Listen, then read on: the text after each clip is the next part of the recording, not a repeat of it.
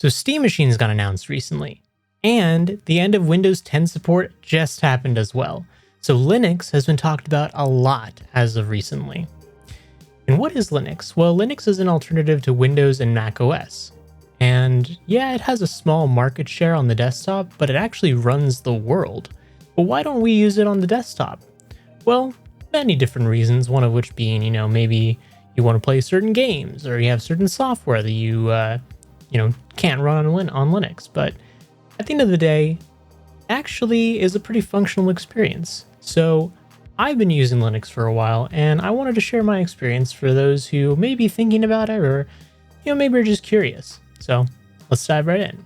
So Linux has a lot of different flavors, or as they call them, distributions, or distros for short. Valve, they have their own called SteamOS. It's what runs on the Steam Deck, and it's what's going to run on the Steam machines as well. SteamOS is actually really, really reliable. And I haven't actually had any problems running it on the Steam Deck. I've never run into any huge system breaking bugs or anything like that. I mean, granted, I'm only really playing games on there rather than trying to do a whole ton of stuff on there, like using it actually like a computer. But anyways, SteamOS in general is just a very reliable system. But how is it when you try to use it as an actual computer?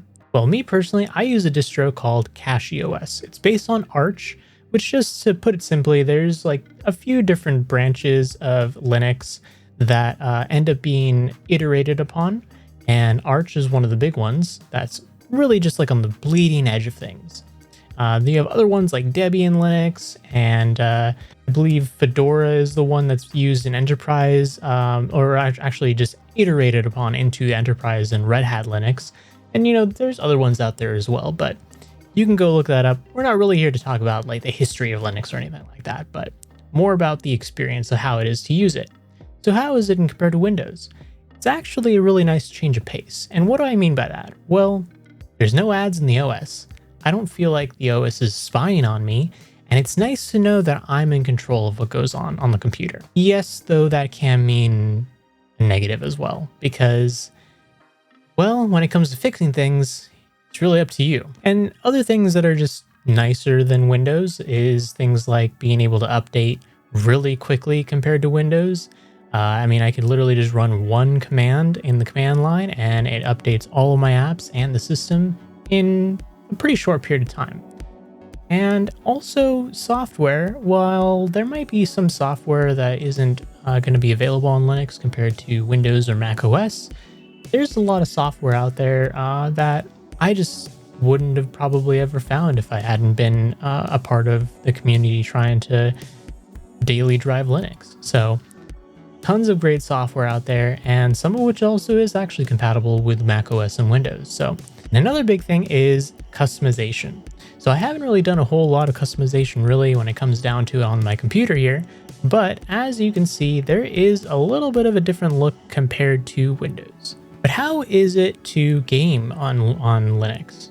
Well, that's a good question, and it's a big thing that a lot of people have been wondering just in general in the last few years, and actually finding out that yes, you actually can game on Linux. It's very possible. I do it every day, pretty much every day at least. Most games work, especially the single player ones. You're more likely to actually have an experience playing a single player one that is going to be really solid, just because they don't have to worry about anything that's going to be running in the background like an anti-cheat. Really, the big thing that causes a game to not really run nowadays on Linux is going to be anti-cheat in the background. And the developer's not really wanting to develop that anti-cheat or allow it to be run on Linux, i.e. things like Apex Legends, Fortnite, Call of Duty, that's a big one, Rainbow Six Siege. Those are all games that they're competitive games. They put anti-cheat in there, and of course they don't want them to be running on Linux for whatever reason, one way or another. But, I have a huge Steam library, and I would say I usually am able to play any game that I come across or, play with my friends. And that's a big thing too. A lot of the times, I would say probably 95% of the time to maybe 98% of the time, my friends don't even know that I'm playing on Linux. Or at least they know, but they don't feel any sort of negative effect of me playing on Linux. The game is stable usually, and I usually am able to play any game that we really decide to play in particular night. So the only thing is, of course, obviously, I do review games every now and then, pretty much every week. And as a result of that, I do sometimes have to play a game in Windows because not every game does play on Linux, unfortunately. So to bring up my YouTube channel as an example, I have played majority of these games on Linux, actually. So Arc Raiders, yep. Outer Worlds 2, yep. Ninja Gaiden 4, yep. Sword of the Sea, yep. Mafia Old Country, yep. Ninja Gaiden Ragebound, yep. Wildgate, Wuchang, Shadow of Labyrinth, Mycopunk. Now, when I get to Mecha Break, finally, that was a game that, when I played it at least, it didn't work on Linux. Now, there's technically some workarounds, and actually, even when I did play it to review it, it was only not compatible on anything that ran Linux that wasn't a Steam Deck. But it ran on the Steam Deck, which does run Linux. So, yeah, you get the point. The point is, definitely it's possible to play games and be running Linux. And are there any like tangible benefits over, just running these games on Windows, aside from like the operating system experience, obviously? Well, I would say yes, there definitely is. It's gonna be a little more subtle though. There's gonna be things like, for example, there's gonna be probably some less stutters in some games. Like your 1% lows when you look at benchmark tools, they're gonna be a little bit higher, especially if you're running AMD hardware for your graphics card rather than NVIDIA. If you're running NVIDIA, it's going to be a little bit of a different story, but I run an NVIDIA card as well, and I haven't had that many big issues, and a lot of times I have had games that just overall seem to run better on Linux, and that's comparing to Windows, obviously. But yes, other than that, I would say little things like, for example, with Marvel Rivals, I haven't really played the game in a while, but every time that I played that game on Windows, there's a launcher that pops up. Well, on Linux, for maybe a reason that could be a negative, the launcher doesn't work, sometimes at least. So what they've decided to do is allow it so that you can skip the launcher if you know the right way to do it. You got to configure it somehow through the Steam client. And so I don't actually see a launcher for that game. Instead, it just loads straight into the game, which is a little bit of a nicer experience, actually. But of course, there's going to be some downsides. So what are those downsides? Well, there's obviously, like I said, going to be some games that just don't work. And usually it is going to be because of some anti-cheat system that just doesn't run on Linux, or the developers don't want it to run on Linux for whatever reason. I get it. Technically the anti-cheat, even if it does have Linux support, it isn't going to be running at the same level of superiority compared to Windows, which is just a function of it running in user space rather than at a low system level. So yeah, I get it. The anti-cheat is not going to really function in the same way that they would want it to be functioning. But other than that, there's not a whole ton of cons aside from, maybe, like I said, if you're running NVIDIA cards rather than AMD, you are going to have some issues here and there that will pop up. And that's really just because NVIDIA hasn't been super open source about their graphics card drivers until more recently. So the graphics card drivers are not up to par in the same way that the AMD ones are. So you might lose a little bit of performance here and there depending on the game. But if you have an AMD GPU, then you actually might have a better experience on Linux compared to Windows when it comes to your performance. You might actually gain some performance. But overall, that is something that might be a little more subtle. The big thing other than an anti-cheat actually is that there's going to be some games you might need to tweak around a little bit to make work in a reliable fashion. And what do I mean by that? Well, in order to run games on Linux, you have to use a system that Valve has developed called Proton. And just to put it simply, you can go really in depth in that topic, but to put it simply, Proton is just a translation of Windows calls to Linux calls, so that you can actually play the games. And in order to play some games, you have to know a specific kind of Proton version because it might not work with some other Proton versions that you might choose first or it might default to. But fortunately enough, the community has been pretty good about actually making it easy to figure out what version of Proton you should use. And you can always go to a place like Proton DB, and I was looking up Shadow Labyrinth for as an example. The thing about this website is they'll always rank it. They'll rank it. Is it borked? Does it not work completely? Or is it like a bronze level? Like there's going to be some issues, or is it gold where it's like actually really good, or is it going to be platinum where it's like about the same as Windows? And you'll see in here, people will put like comments and things like that. And sometimes the comments are going to be a little bit more about the game and not so much about the experience of running the game on Linux, but they'll give input in things like, little bit tweaks here and there and things like, oh, I ran this Proton version and that's what worked for me, things like that. So that's a really good source of information. If you have any question on whether or not a game actually does run, Proton DB is a great choice for that. And I've used that a lot actually in my time on Linux just to figure out certain quirks about some games that you wouldn't really want to spend the time to figure out otherwise. But things like that ends up being a barrier to entry at the end of the day.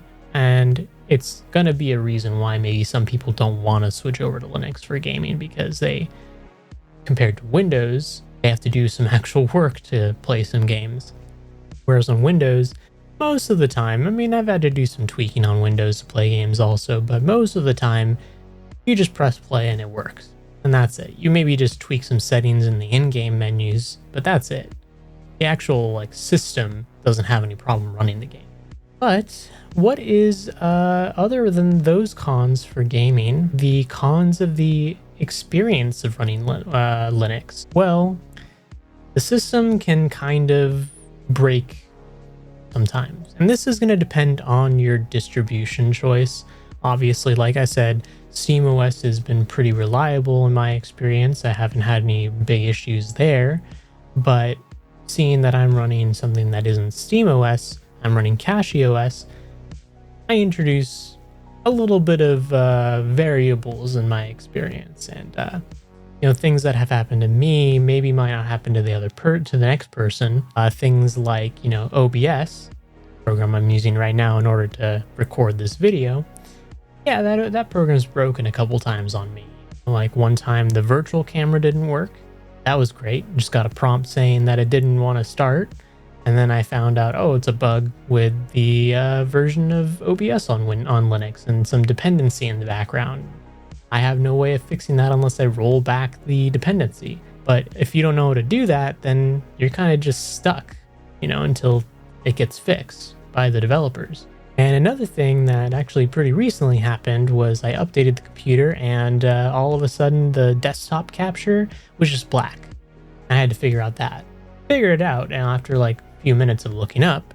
But yeah, that was fun. Things like that just, coming up, and you have to be willing to put on your thinking cap and do some Google research for a second, figure out things. Other than that, the other big thing that happened, this happened pretty early on. It hasn't happened obviously in a long time at this point, but pretty early on when I tried CachyOS the first time, I set it up with snapshots, which is just a feature to roll back if an update breaks something. You can roll back to a previous version. It has that support built in, and I was seeing that the snapshots were taking up a lot of space, and I was like, well, now I want the space. I want to use the space that I have, not for snapshots, but for games or something.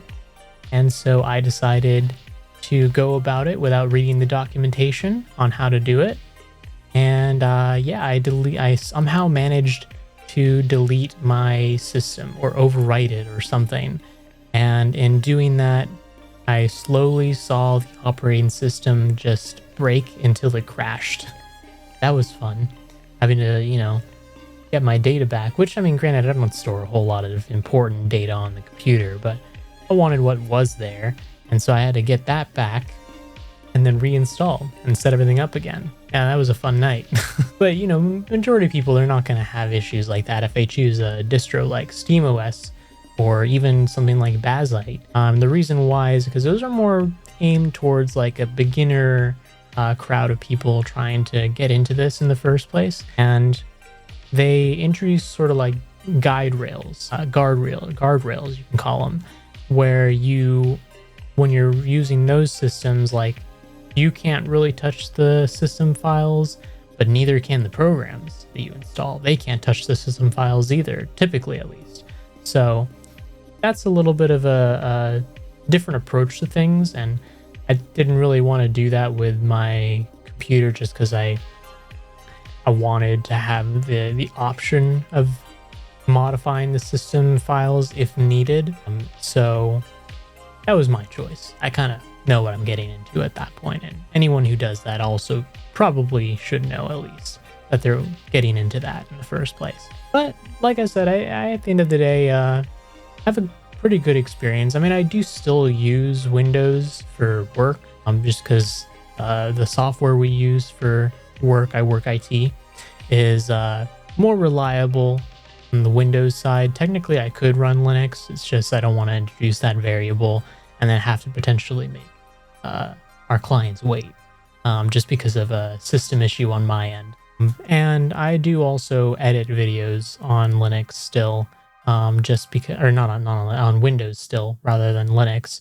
I use DaVinci Resolve, which does run on Linux technically, but I have everything on Windows set up for that already. And from what I've heard, at least, I haven't gone through the trouble, I guess, of actually trying, but from what I've heard, DaVinci Resolve is just an overall better experience on Windows and Mac OS compared to Linux.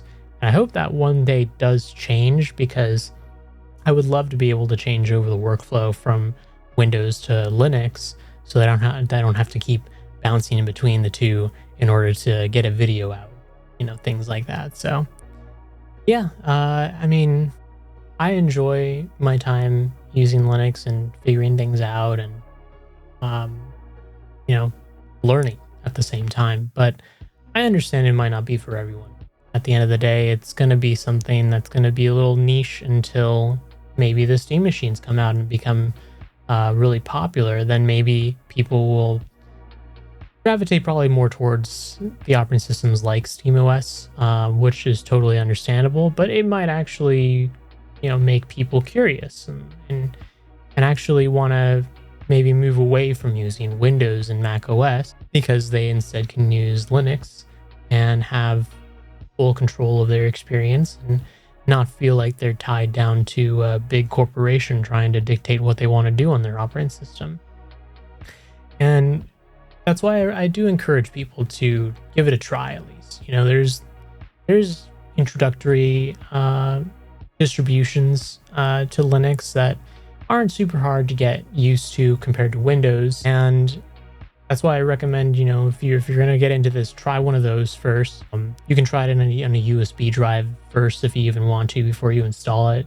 But if you do want to just install it, I would recommend getting a separate drive to do that, just to not introduce any variables of Windows trying to overwrite that partition with Linux and things like that, because that can happen. But yeah, I mean, it's something that I think everyone should try if they have any curiosity to it, just to see if it's something for them. And if it is, then, welcome to the club, basically. But like I said, at the end of the day, I understand it's not going to be for everyone. So I'm not one of those guys. It's like Linux. You got to do Linux. And if you don't run Linux, then you're a failure.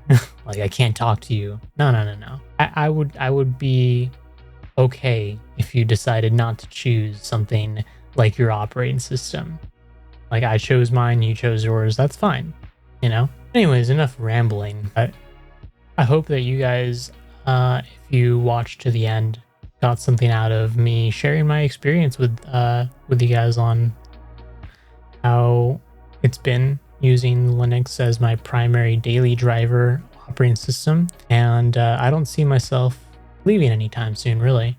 To go back to Windows. I had so many issues that I just couldn't express here, wouldn't have enough time, and would be way too much more rambling. So, yeah, but if you guys enjoyed listening to me ramble on and on, I do a podcast every Wednesday at 6 p.m. PST and Pacific Standard Time, and that's with my co-host Chris Collins, and we talk about video games, because I am a gamer, obviously, as you can see. But yeah, we talk about video games. We review a game every week, and yeah, come join the conversation. We always love to have people in the chat to us and ask us questions and join in on the discussion for whatever topic we're talking about. So if you do want to do that, go ahead and join us. And you can see this is my YouTube channel, Henrik the Rec, and my co-host, he has a YouTube channel as well. It's Chris Collins, and I do post other things on here other than stuff from the podcast. Haven't recently, but I do want to get back into it because I have some ideas. So stay tuned. But anyways, that'll be all from me. So see ya.